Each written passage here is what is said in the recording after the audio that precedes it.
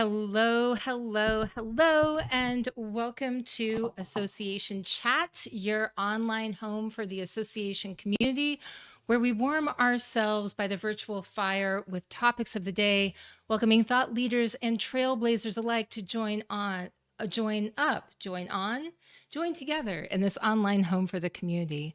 I'm the host of Association Chat, KiKi L'Italien, and today I want to do a mini episode. It's a special episode, just me talking, no special guests. It will be a short one um, about trust and associations. Trust and associations. Now, why did I want to talk about that? Well, it's one of my absolute favorite topics. I love speaking about it. I deliver a lot of keynotes and presentations and breakouts and workshops about trust. And I ask a lot of questions about it because I study it, I read it, I obsess about it. And the reason why is because no one actually pulls you aside in school, at least not when I went through school, to teach you how to proactively go about developing trust. You might learn about interpersonal communications. You might learn about maybe even creating a culture of safety, which would be advanced, I think,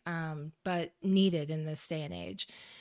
But very rarely do you go about proactively learning how to demonstrate and cultivate trustworthiness in your interpersonal relationships and on behalf of brands and organizations. And because this is a favorite topic of mine that I teach about and I talk about, I actually asked this question as a question of the week in both the association chat community this week, but also at Big Red M, which is, many of you may know that I'm the VP of Marketing and Community Engagement there, and wanted to find out, like, how does trust work with the way that we work with associations? And so many of you have already responded, and that was just posted yesterday. So within 24 hours time, I've received over 15 responses in all the different places where this has been posted. And I certainly have heard and seen different types of stories being told so many times, countless times leading up to asking this question. But I thought for today's Association Chat podcast, because I am trying to create a more consistent schedule and come to you every Tuesday. Typically, I have a guest every Tuesday. This week, I did not. And so I thought, let's talk about trust. Okay, so what about trust? Okay, so who cares? Why is it important if we have it? Well, I think one of the first things that if somebody's saying, you either have it or you don't, I don't know that you can build it. It takes a long time to build it. I mean, all of this can be true, but is all of this true all the time? No. You either have it or you don't. Kinda, or maybe you have some level of it and it's all about demonstrating why you deserve more. It takes a long time to build it. Not necessarily. People in Las Vegas, scam artists. There are countless examples of why somebody decides that they're going to sort of jump over and fast track trust. And we have so many examples of it that we can't say that that's always true. Sometimes you can fast track trust. Sometimes you have to, like when you decide that it is safe to get into that Uber, you're making a trust decision. But there are certainly things that help lead us down the path. Now, why is it important for us to cultivate trust? Why is it important for us to even ask about this? Because as you have times of uncertainty, which, that phrase coming out of the pandemic, we've definitely heard ad nauseum. When you have institutions and societal changes taking place, technological changes taking place in our society, lots of questions being asked, you're going to have even more questions being asked. This is just the way that it is because people are trying to establish what is true and what can they trust.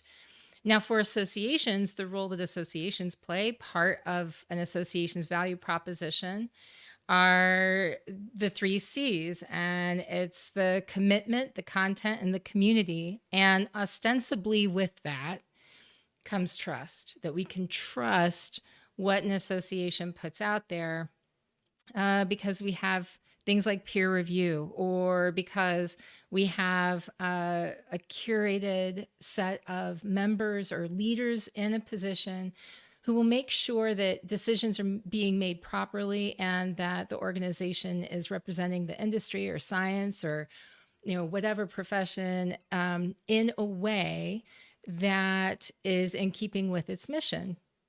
So there's this idea that associations are supposed to be more trustworthy. So that is first and foremost one of the big things we want to establish, why it's important.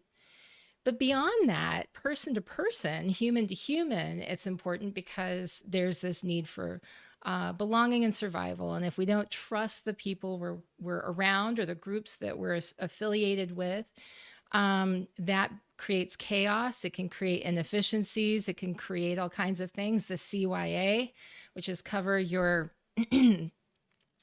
applications. I'm just going to make this family friendly. Cover yourself in emails. That creates inefficiency, and it definitely can create a more toxic environment, but unfortunately can sometimes be a necessity, right? When you're in situations where there are reasons to believe that someone else, a party, a group, is not acting in a trustworthy manner. Now, I think that this is an interesting question for us to ask about ourselves independently, because we need to think as individuals how we are acting in a way that can demonstrate trustworthiness on a regular basis. One of these things that you can do that's relatively easy in the grand scheme of things, but not maybe easy as you're setting about doing it in our day-to-day busy lives, is consistency. Is showing up when you say you're going to show up, creating a pattern. Humans look for patterns. When we create consistent behavior, we create behaviors and patterns that other people can believe in. And they see that as proof of our trustworthiness, as evidence. If you're going to check the box for trustworthiness, there you go. You've got one really great piece of evidence. Is this person said that they're going to do this every Tuesday. They're going to do this every Tuesday. There are a lot of other ways that you can demonstrate trust, but I wanted to sort of slow down at this point and ask you, if you are watching this live, you can go ahead and comment your own feelings, your own thoughts about trust. What do you think about the way that trust and associations intersect, or how trust, what role it plays in the work that you do in the association industry? I can share with you what some people have been sharing on the different association chat channels and also internal to Big Red M. Not sharing names. If you're part of the groups, you can go to those groups and see it for yourself. But over on association chat on LinkedIn, we had a great comment. And this person said, without trust, we have nothing. We need to trust our members, and they need to trust us. Trust on teams is imperative to success. That's the key to providing outstanding member experiences, elevating the professions we serve, and enhancing our relevance. Absolutely. This trust on teams part is so key because obviously, when you're talking about associations, a lot of times you're thinking about how are we cultivating trust with our members and our volunteer leaders and the public at large. But we also need to be thinking internally about how we're cultivating trust amongst ourselves, like with our own teams. And a lot of times that's where a lot of this strain and struggle can come up. When there is too much of a CYA culture where people are afraid to send emails or to take chances on new ideas because taking that risk is just too much of a risk, and they're afraid of things being shot down or of having some sort of retribution come against them. This is something that gets in the way of making change. It's something that gets in the way of innovation. It's something that gets in the way of creative thinking. All of these things are problem-solving behaviors and ways of thinking that we really need to begin to figure out how to embrace more of that and to make our teams and our associations and our companies the types of places where people feel safe enough to be able to raise their hand if there's a problem, to let others know if there is a better way to do something, to offer up ideas and suggestions. Not that those things need to happen right away, but just that they be considered, and just that for sure that somebody isn't, sort of ostracized because they've ventured to have a new idea. A lot of times people will use this argument, by the way, and weaponize it. They'll say, well, I brought my idea to you and you didn't do anything with it. And so, how can I trust you? And it's like, no, they don't. People don't have to do something with it. It's just that they listen and consider, right? And we need to believe that we can bring that to us without being hurt as a result. That listening to it and taking the next steps, that's a whole other piece, right? And it's not that it's not important, but that trustworthy behavior, we want to be able to create a space that people feel like they're safe and they can bring those ideas. Some other ideas, some other thoughts that we heard from people over in the association chat group on Facebook. I heard I'm reading that somebody wrote critical and it works both ways. This isn't the answer to what role does trust play in your work. It's critical and it works both ways. As a consultant, I strive to build trust with my clients, but they need to show me that they're worthy of my trust. And then we had another response. Trust is the single most important and meaningful cultural component of the work environment. Without trust, nothing will operate at its highest level. Check out an old Colin Powell video that makes the point. And then this person shares a link to that. If you want to see any of these comments, by the way, if you're a member of the Association Chat, A New Era, it's called Association Chat, A New Era. It's the new Facebook group over on Facebook. You can go join that. We also have another conversation going on the Association Chat group on LinkedIn. And then obviously, if you're watching this, then you're seeing it on YouTube or in the Facebook group, or you might be watching it on LinkedIn. So in which case, it won't be too hard to join those groups that way. And then, of course, make sure that you join the newsletter, because I'll summarize all of this and put it in a handy little list of takeaways for the week. But back to what some people had offered up as some of their thoughts on this question. Absolutely everything. If there wasn't trust, neither my association or the role I play would survive. I learned the hard lesson after 23 years at my former association. This person writes, trust comes in many forms. And I think that can be where this question becomes more interesting. I think most of the professionals here agree that trust is an essential component to individual and organizational success. But like anything else, in the people business we are in, it means different things to everyone. First, character. Top of the list is, are you a person of good character whom people trust? It is not about performance or results. This is the I leave my dog with them for a week type of trust. Number two, and I love that. Number two, performance. I leave my dog with them for a week, but wouldn't hand over a client. It's tricky, right? We all know these people. They'd help you anytime you needed it. You give them the shirt off your back, but are they always going to deliver the goods? Maybe, maybe not. I'm sure you know the reverse as well. I'm not sure I like this person. I'm not sure if I'd trust them to watch my dog, but if I need something done, they're the person I want to do it. And the third is responsibility. In my opinion, the most important form of trust for staff culture and organizational success. I had a boss who had a sign in his office that was just this: DWYSYD or SYWD. Let me say that again. DWYSYWD. Other than being a palindrome, which I always like, it stood for do what you say you will do.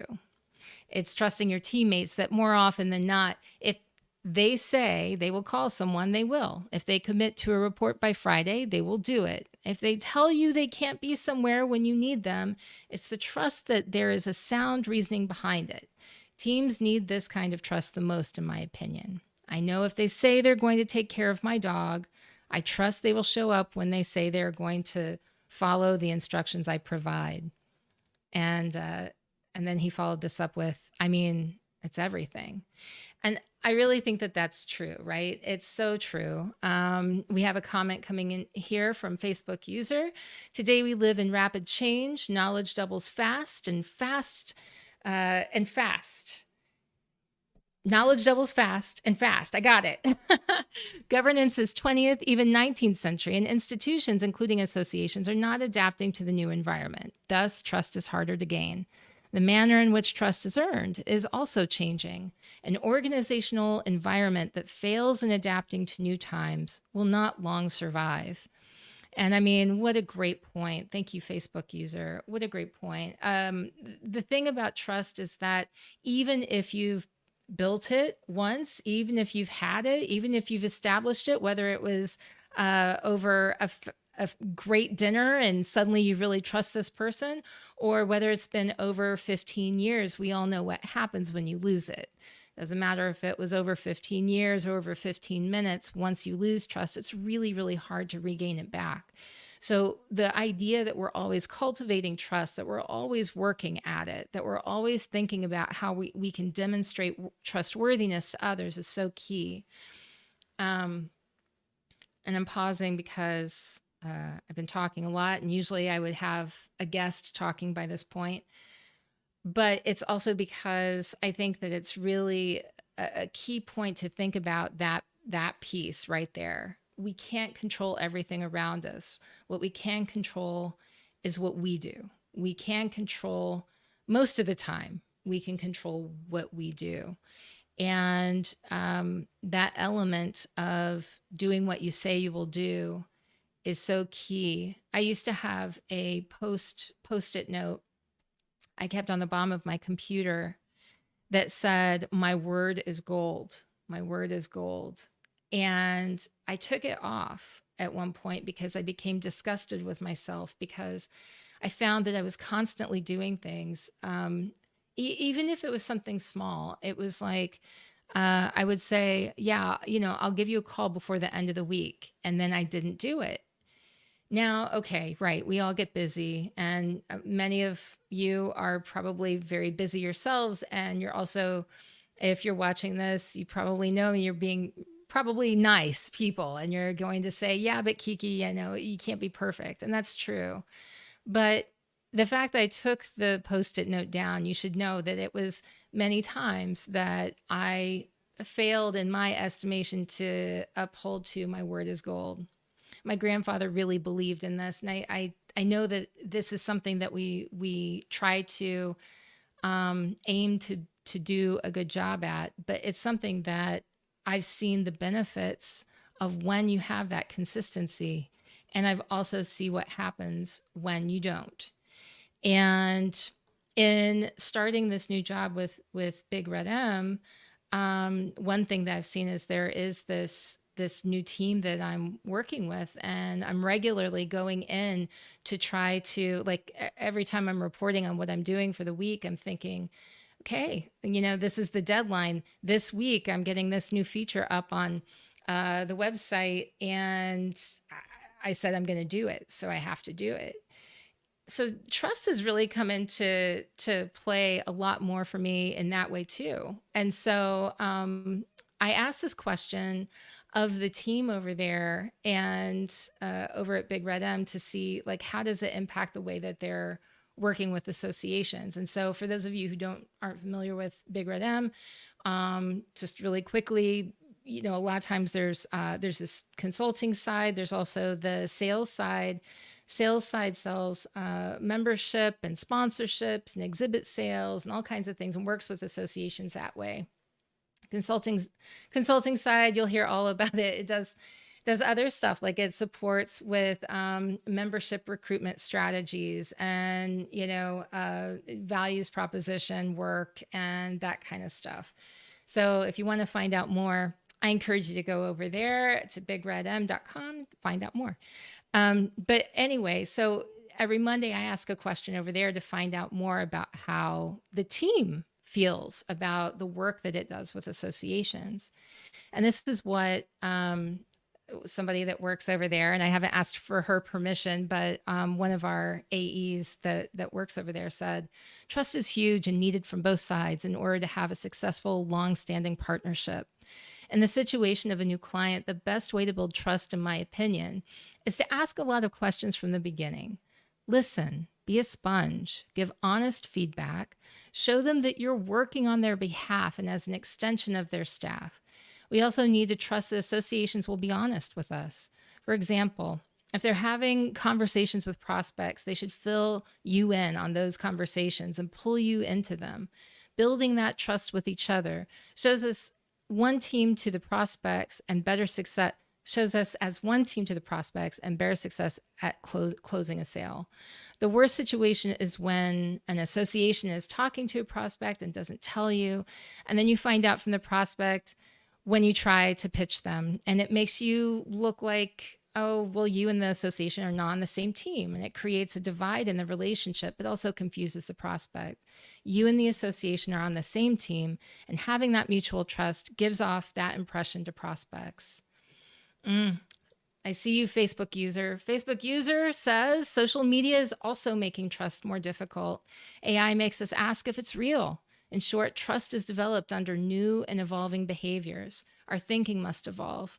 So true. And I think about this a lot as somebody who really, really tends to love technology and learn all of these new tricks and things that you can do with it and ways to use technology as a tool.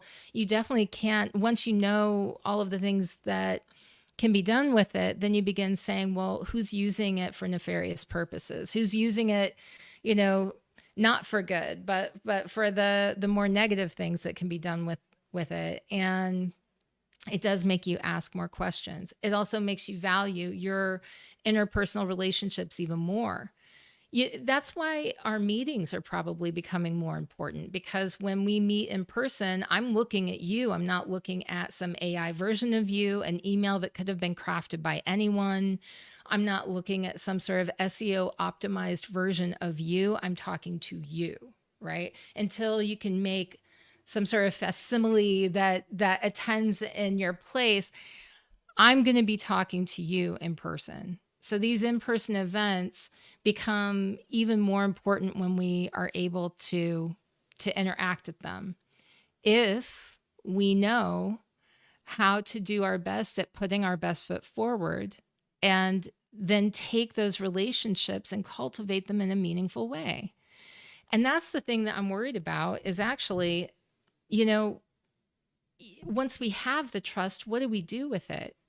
So, and I'm thinking about this a lot because I'm now in the seat of focusing on one organization's marketing efforts and how to not just spread awareness, but also to build those relationships. I'm thinking of what happens when somebody signs up for the newsletter, what happens with the communication after that, what happens when they show up to the CEO event, what happens when they show up to ASA annual and go to talk with somebody who represents the organization.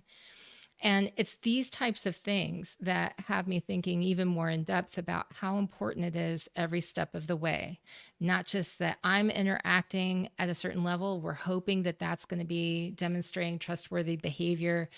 But then after that, how is the organization doing it?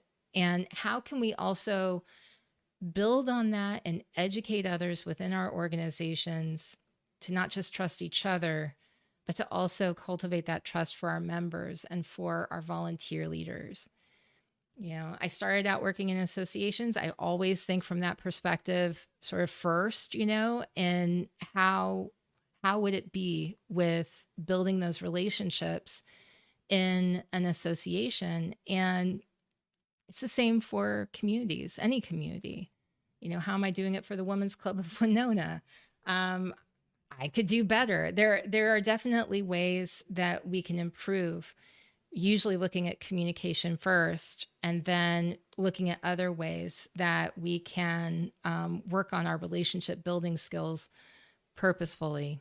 But a lot of times, some of the simplest things that we can do is to begin with ourselves and to look at how am I making sure that I show up the way that I'm supposed to? How am I showing that I'm accountable and I'm trusting in others around me? How am I demonstrating trustworthiness to my team members? How am I demonstrating trustworthiness to the members or the volunteer leaders that I work with? And where am I most off brand? Where am I not meeting the mark? So asking these types of questions can really help you because we can begin to chip away at some of the different types of trust busting behaviors that we have, the things that can destroy our trust, and begin to work at that purposefully to try to build that not just for ourselves but also for our organizations. And I'm talking about not just associations, but also the for-profits in our industry. As a vendor, if you're an industry partner, if you're whatever you want to call yourself, right? If you're a consultant, this trust issue is important for all of us. And I do think that how it impacts the role of trust in associations is a worthy conversation that we should continue to have and work on and develop along the way so that we can find meaningful ways to do better. Think about how much better the value proposition for your association, if you're an association leader, think about how much stronger it would be if the trust piece were stronger. Think about if you just focused on that part of it, how much stronger would your loyalty be in your volunteer base if the trust were stronger there? And what are some ways that you could look at cultivating that trust? Maybe it's doing something as simple as making sure that the newsletter shows up on time all the time. But maybe there are other things that you can do. Maybe, for example, when you're meeting with your volunteer leaders, you're making sure that whatever small piece of information that they gave you before they showed up is somehow reflected in either some information that they're given when they show up for a leadership event, or it's reflected in, maybe they told you an idea that they had, and somehow they see that you're collecting these ideas and reviewing them periodically. Like, what are the ways that you can do that? What are the ways that you can show? I mean, great example. We talked about social media here, right? And looking at AI.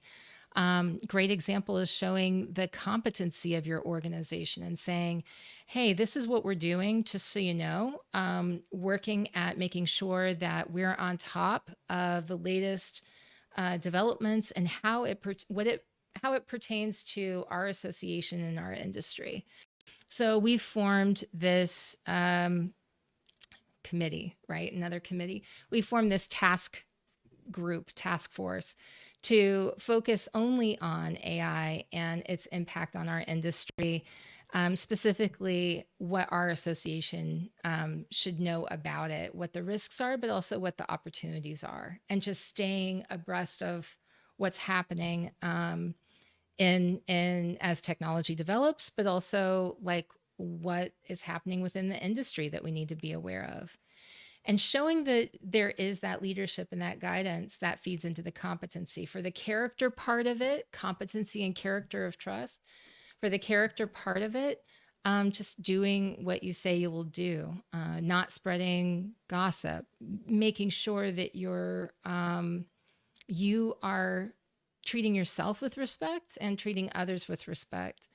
And I think in a lot of cases, when we're looking at all of these stories of governance gone wrong, right? Lately, OpenAI, the questions of like, well, what did they understand their fiduciary responsibility? And were people actually doing what they said? Were they acting out of alignment with the intentions upon which the original OpenAI was established? Questions about, like, for an AR, about behavior and transparency. Transparency doesn't always equal trust, but this question about, were things hidden on purpose? Were they made? Were the waters muddied, and was there a lack of checks and balances? Was it systemic? Was it something? What was broken there? And this idea of figuring out how to sort of right the ship, but also to make sure that your ship never gets to that point.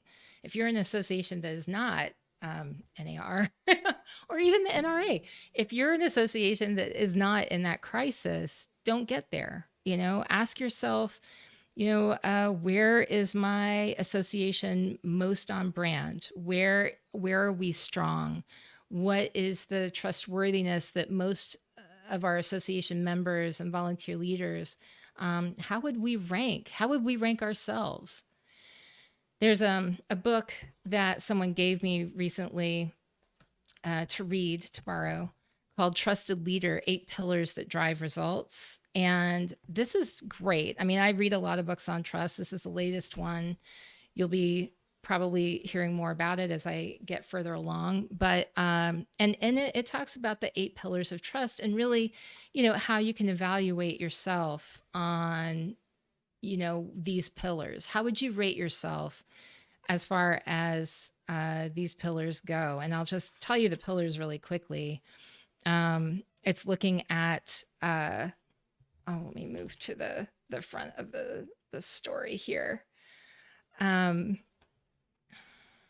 Your 8 pillars: clarity, compassion, character, competency, commitment, connection, contribution, and consistency. That's and consistency, not inconsistency, which would be a totally different story. Okay, so yeah, 8 pillars. And this again is called Trusted Leader, 8 Pillars That Drive Results. It's by David Horsiger. And he also wrote something called The Trust Edge. And there's a whole bunch of great books that I can, recommend to you. They're just excellent that I have a whole list. I'll put it in the show notes. But I think as I wrap up this idea of the role of trust in associations, I want to underline and highlight and bold and put an asterisk by it. I want to tell you that this is one of the most important pieces of the value proposition for associations, is this trust piece, right? The fact that our education, associations offering education or publications or research or any of the other work that good associations do, most often all comes back to trust. That the reason why the media reaches out to the association of fill in the blank whenever there's a news story is because it's the established trusted leader in that field, right? It's the source of truth. So we need to protect that, especially in a time and an age where we have things like AI, which can sort of, on the surface level at least, seem to be a new source of truth for all things. But really, it is at best surface level.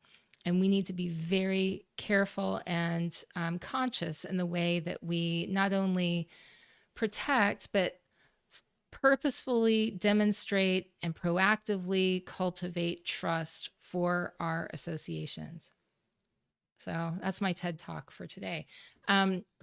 I promise you I will be back next week with a special guest. Next 2 weeks in a row, we have guest after guest. It's going to be amazing. We're moving from topics about technology, talking about things like AI and those types of things, which were sort of the focus for the latter part of January and into February. And we're moving into leadership topics. So next week, I'm going to be talking to someone named Zovig Garbushian. She is amazing. This is going to be taking a little bit of a step into exploring what we know about ourselves as leaders, and really what are the inner insights and sort of the secret inner lives of effective leaders. So Zovig's going to be on next week talking about that. And she has some surprising things to share with us about what goes on the inside and how we can become more effective leaders as we work on ourselves. And then the week after that, I'm going to be talking to my good friend, Lauren Lemunyon. And she came on, she's been on Association Chat, I think at least 3 times, but maybe only twice, but it's been a couple years. And so I think it's been a couple years. So she's going to be on the week after next, talking about another leadership topic. I'm kind of going into this leadership realm. So for all of March, you're going to be looking at leadership topics for Association Chat. But I hope that you will tune in. I hope that you'll continue to ask questions, and I hope you'll keep learning every day. And the reason why you ask, why do I care about curiosity so much? Because as we know, as you know, and as I always say, Joseph Campbell once said, "The cave you fear to enter holds the treasure you seek." So keep seeking and keep looking in those caves and dare to ask the questions, and have a great rest of the week, everyone.